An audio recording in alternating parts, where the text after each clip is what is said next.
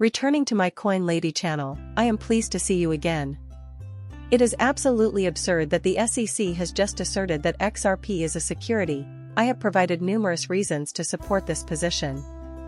Even while this is true, the good news is that XRP's legal position remains unchanged. This is completely unrelated to the SEC v Ripple case and, shockingly, is unrelated to the appeal as well.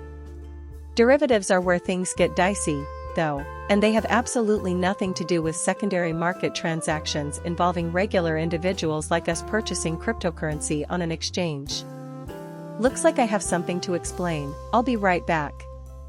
I have some updates for those who haven't been kept up to date yet, including the viewpoint of attorney John Deaton.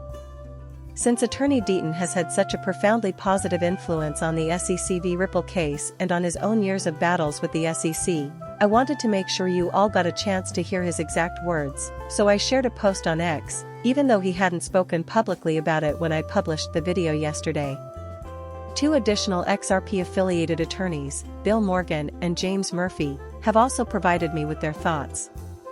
All of us in crypto world are attempting to improve our financial situations, and you'll notice that the SEC is making incredibly random decisions that hurt us throughout this film. Additionally, other cases have been dropped, and we need to address one of them. We already knew the SEC was completely out of control, but the level of chaos has been steadily rising, and I still haven't had a chance to discuss it on my channel. During this period, it has been growing under the present administration. All the while, presidential candidate Harris is really only giving crypto lip service. I mean, come on, she has said something about crypto before, but she's not really doing anything. We're going to pave the way for digital assets and artificial intelligence, to paraphrase. But you know what I mean.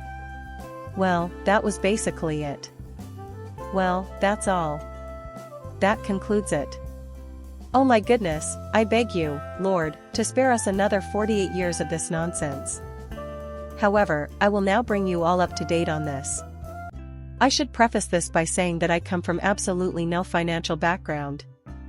You shouldn't put your money where your mouth is, or make a purchase based on my recommendations. I am not a financial advisor. Okay, so I'll skip the small talk and go straight into attorney Deaton's comments. I'm simply an enthusiast who enjoys making YouTube videos about crypto-related topics, just for fun and as a hobby.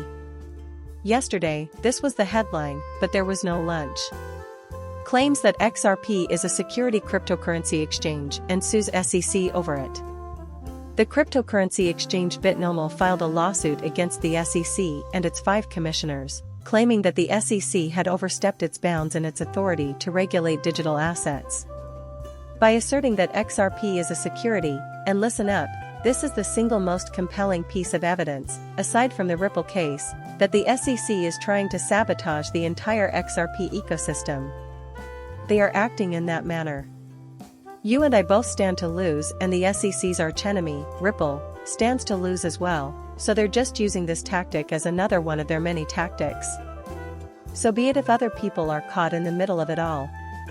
Claiming that XRP is already listed as a commodity and that the SEC asserts jurisdiction over a product that is regulated by and exclusively subject to the Commodity Futures Trading Commission, Bitnomal filed a federal court suit in Illinois on October 10. The SEC wants it regulated as a security, despite the fact that they just lost the SEC v Ripple lawsuit, so there you have it, registered and regulated as a commodity. They transmitted this piece of information to Bitnomal, which led them to sue the SEC. I won't bother reading the rest of it because I already know this. The decision was made by Judge Torres.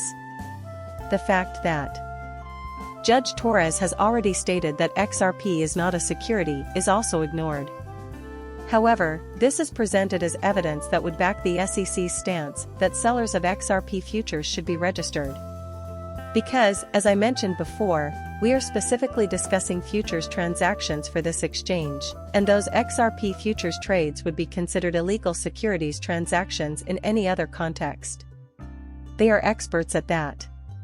There's no way. Practice with real XRP. Therefore, they are simply going after that. It's just one more part of the XRP system. Therefore, this is the opinion of attorney John Deaton.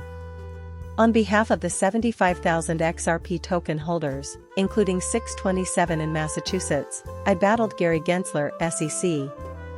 Every time I think the SEC could degrade itself any further, I spend $75,000 of my own money prosecuting the case, and I did it entirely pro gratis.